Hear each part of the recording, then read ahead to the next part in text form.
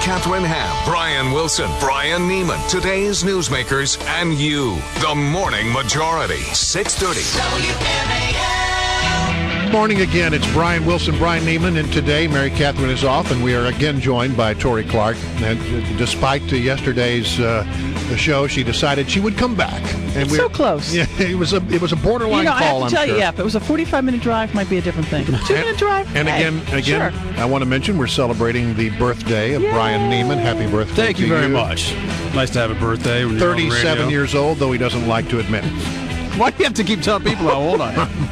Listen, we're in a serious time in this town, but boy, I got to tell you about a serious story down in Killeen, Texas, where a disaster has been averted.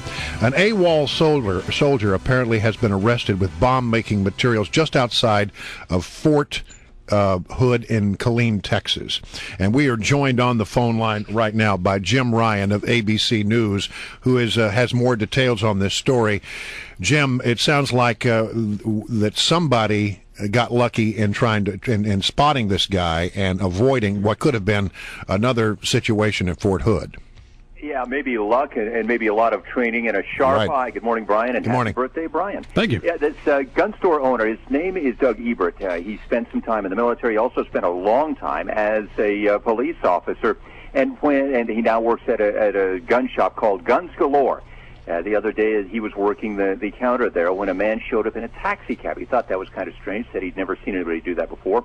Walked in, asked about smokeless gunpowder, purchased 6 pounds of the stuff, along with some shotgun ammunition and a magazine for a semi-automatic handgun, paid in cash, about $250, and was gone.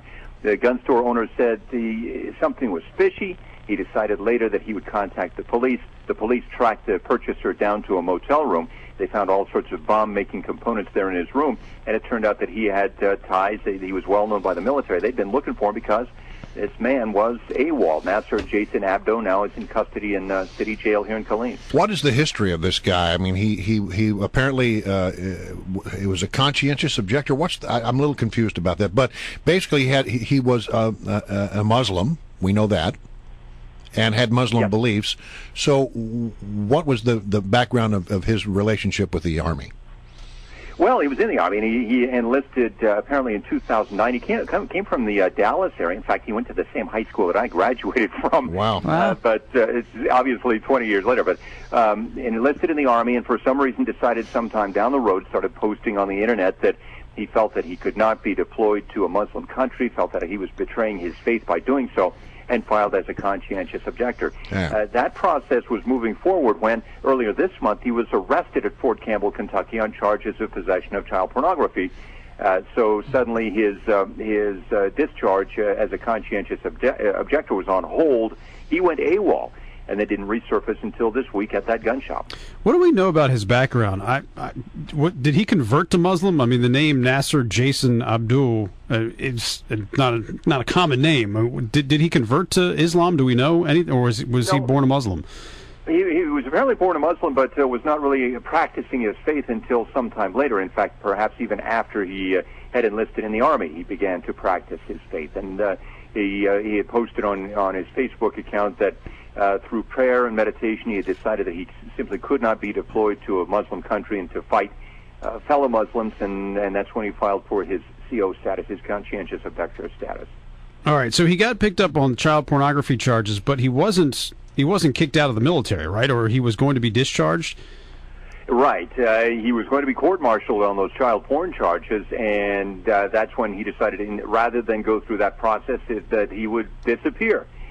He ran off and apparently, but was still formally a member of the military when he was arrested this week here in Killeen. What is it like at Fort Hood? I mean, they went through this whole tragedy with Major Nadal Hassan. It's bad enough for something like that to happen when it comes from a fellow soldier, and then now to go through this again. Thank God it didn't happen, but to know once again another Muslim soldier is attempting to kill us. I mean, what's the feeling like at Fort Hood this morning?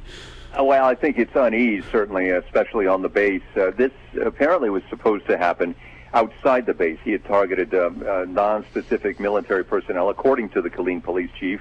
Apparently was planning on carrying this out outside of the base gate.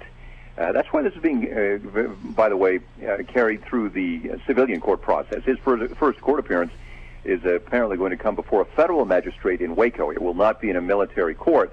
So this the process of the AWOL, of his discharge and everything else, is going to be superseded by these civilian federal charges of bomb making or attempting to make a bomb. Hey, Jim, this is a stupid question based on the fact that I watch too much Law & Order on television. So he goes AWOL. They don't seem to know where he is or how to find him. This sharp-eyed gun store owner or manager sees something funny going on, and they seem to have found him very quickly. Who is responsible for not finding him versus those who did find him?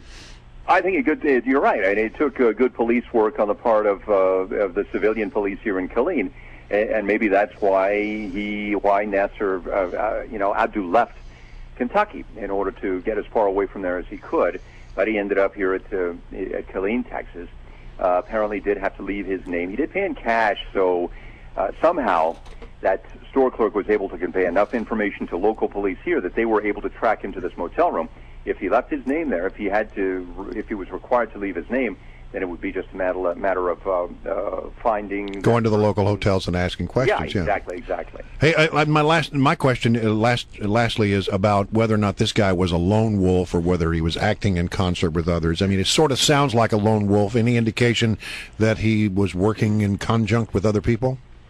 No, the police chief says, and the military CID personnel say that there's no indication that he has connections with anybody outside of himself, at least in terms of this bomb plot. He had been in touch with other organizations through his effort to be discharged. A group called Courage to Resist had been helping him with his legal pleadings in terms of the conscientious objector status. Now that group says, you know what? We want nothing to do with this guy. The child porn charges and now this thing mean that we don't want to. They're completely distancing themselves from him. But as far as a larger terror plot, the police say there's no indication of that, Brian. He also traveled to New York in the last few months, right, to go and support a rally in favor of PFC Manning. Is that right? Am I accurate about that, Jim? Well, I hadn't seen that, but I wouldn't be surprised. He was very vocal and open and public about his conscientious objector views. He had posted on Facebook, had done media interviews early this year about that. Right, CNN had some interviews with him. Yeah, he was sort of the poster boy for the conscientious objector movement. I mean, it makes you wonder why somebody would enlist in the military at all, knowing that we have a war going on in a Muslim part of the world if you are Muslim. Yeah. All right, Jim. Good to have you on the program. Thanks for your time, as always.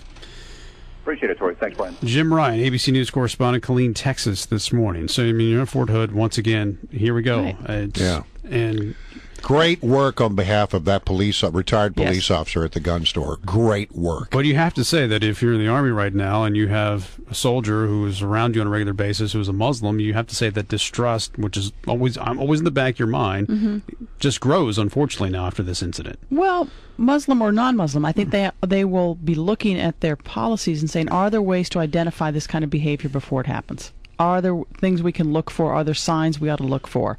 Now, it's hard to take him and take what happened to Hassan and draw lots of generalizations, but they'll be trying to find ways to identify these sorts of behavior before bad things